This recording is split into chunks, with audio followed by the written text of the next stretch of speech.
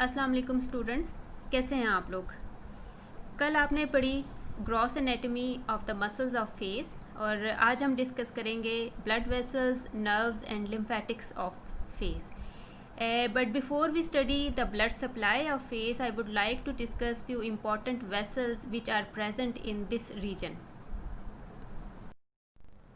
Facial artery. Facial artery is the major artery which supplies the face. Facial artery is a branch of external carotid artery which arises in the neck. It enters the face by winding around the base of mandible and at the anteroinferior angle of the masseter. Facial artery has a very tortuous course on the face. It runs upward and medially, initially lies beneath the platysma, then it reaches up to angle of mouth, where it lies deep to rhizorius and zygomaticus major and superficial to buccinator and levator anguli oris. It may pass over or through levator labii superioris along the side of the nose up to medial angle of the eye. Its terminal part of the artery is known as angular artery and it is embedded in the levator labii superioris aliquinae. The angular branch or angular artery anastomose with the dorsal nasal branch of ophthalmic artery.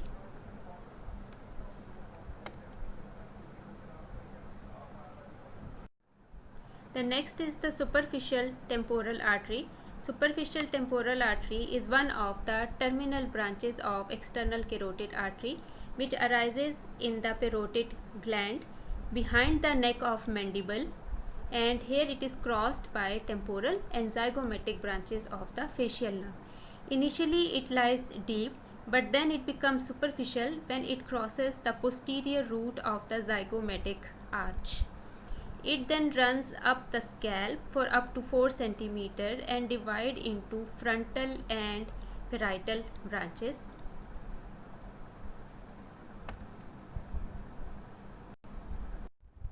Transverse facial artery arises from the superficial temporal artery before the artery emerges from the parotid gland. It traverses the gland, crosses masseter between the parotid duct and the zygomatic arch, and here it is accompanied by two branches of the facial nerve, and then transverse facial artery divide into numerous branches. Facial vein is the main vein of the face. It is formed by the union of supraorbital and supratrochlear veins. Initial part of the vein is known as angular vein.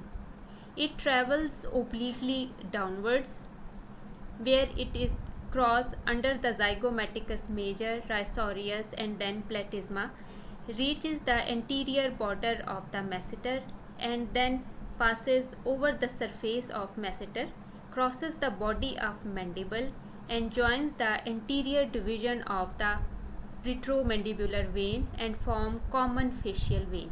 This common facial vein finally drains into internal jugular vein. So after discussing the major vessels of the face, I will discuss the blood supply of face. In arterial supply, face receives rich blood supply from two main sources. The one is facial artery and the other is superficial temporal arteries. But these are supplemented by several small branches which arise from the ophthalmic and maxillary arteries, and these small branches accompany the sensory nerves of the face. Facial artery, which is branch of external carotid artery, I have just discussed its course. It is the major source of blood supply to face. It gives several named and unnamed branches which are also called posterior and anterior branches of the facial artery. The named branches are inferior labial artery, which arises near angle of mouth and supplies the lower lip, inferior labial glands, mucous membrane and muscles. Superior labial artery arises again near the angle of mouth and it supplies upper lip, It also gives alar and septal branch to the nose. Then lateral nasal artery, which arises alongside the nose and supplies the dorsum and ala of the nose. Its several unnamed posterior branches supply the surrounding muscles. The next is transverse facial artery, which is a branch of superficial temporal artery which arises within parotid gland. It divides into numerous branches that supply the parotid gland and duct, masseter muscle, and the skin overlying this area. Then facial branches of the ophthalmic artery. There are few small branches which supply the face. Ophthalmic artery is a branch of internal carotid artery. On the face, it gives supratrochlear artery and supraorbital artery. And these two arteries supply the skin of upper eyelid, forehead, and scalp. Next is lacrimal branch of ophthalmic artery, which supply lateral part of the eyelids, and external nasal artery, which supplies skin covering the external nose. These are basically cutaneous arterial branches which supply the skin in corresponding areas. Then facial branches of maxillary artery. Maxillary artery is also a terminal branch of external carotid artery, and it gives infraorbital artery which emerge through infraorbital foramen and supplies the lower eyelid, lateral aspect of nose, and upper lip through various branches. Buccal artery, which supplies the skin of cheek, and the mental artery, which supplies the skin over chin. So if you are asked give blood supply of the face, you have to briefly describe the area of supply of each of the arteries plus these minor arteries, right? Venous drainage. Veins which drain the face follow the arteries. Skin and muscles of the forehead are drained by supratrochlear and supraorbital veins, which join to form facial vein. We have just discussed the course of facial vein. Facial vein is the main vein of the face, and it receives veins from the side of the nose, deep facial vein from pterygoid plexus of veins, inferior palpebral, superior and inferior labial, buccinator, parotid, and mesenteric veins are the veins. Facial vein drains the scalp up to vertex, eyelids, external nose, anterior cheeks, lips, chin, and submandibular gland. Facial vein joins anterior division of retromandibular vein and form common facial vein, which finally drains into internal jugular vein. The next is superficial temporal vein. Veins which drain the scalp join above the zygomatic arch to form superficial temporal vein, which accompanies superficial temporal artery and auriculotemporal nerve. It enters the parotid gland and joins the maxillary vein and form retromandibular vein. Transverse facial vein from the face drains into it. And in this diagram, you can see the facial vein. It joins the anterior branch of retromandibular vein to form common facial vein, which drain into internal jugular vein. And posterior division of retromandibular vein joins the posterior auricular vein to form external jugular vein. And this is an overview of the major vessels which supply the face: facial vein, facial artery and their course, supratrochlear and supraorbital arteries, branches of ophthalmic artery, these smaller arteries, branches which accompany the cutaneous nerves, and superficial temporal vessels and their branches, and transverse facial artery which supply the face. Okay ji, the next is lymphatic drainage of the face. Three main groups of lymph nodes drain the face. These groups are submandibular lymph nodes, superficial parotid lymph nodes, and submental lymph nodes. Submandibular lymph nodes drain a strip of forehead above the root of nose, then external nose, anterior part of the cheeks, upper lip, and lateral parts of the lower lip. The efferents pass to upper and lower deep cervical lymph nodes.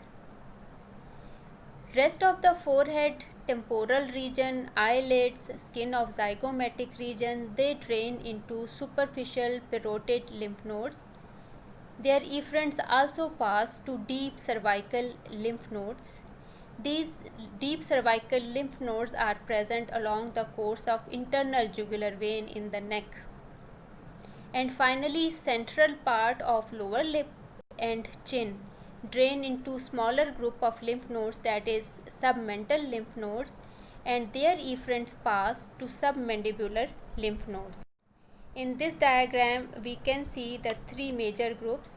These are parotid lymph nodes, which are present superficial to parotid gland, also called preauricular lymph nodes. This group is submandibular lymph nodes present in the submandibular region of the neck over submandibular gland, and these are submental lymph nodes also present in the mental triangle of the neck, and you can see the areas which are drained by these lymph nodes. Next is nerve supply of the face. Sensory innervation and motor innervation. Sensory innervation is primarily from three divisions of trigeminal nerve. Trigeminal nerve is the fifth cranial nerve which supply the area of the scalp up to vertex and face. It has three divisions: ophthalmic, maxillary, and mandibular, which supply the face. Small area over angle of mandible, which is supplied by the great auricular nerve, and great auricular nerve arises from cervical plexus of nerves. We will discuss the trigeminal nerve in detail separately. In this table, you can see the main branches and their areas of supply. These are the branches from ophthalmic nerve and from the maxillary nerve, and then the branches from mandibular nerve, and cutaneous nerves derived from anterior rami of cervicospinal nerve. Only great auricular nerve, which supply the skin overlying angle of mandible and inferior lobe of auricle plus parotid sheath. In this diagram, you can see the cutaneous innervation of the trigeminal nerves and their areas of distribution. Trigeminal nerve supplies the scalp in front of vertex and whole of the face except the skin overlying the angle of mandible, which is supplied by great auricular nerve from the cervical spinal nerves.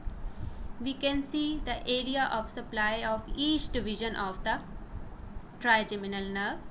This is by ophthalmic division through its branches: supratrochlear, supraorbital, infratrochlear, lacrimal, and external nasal branches.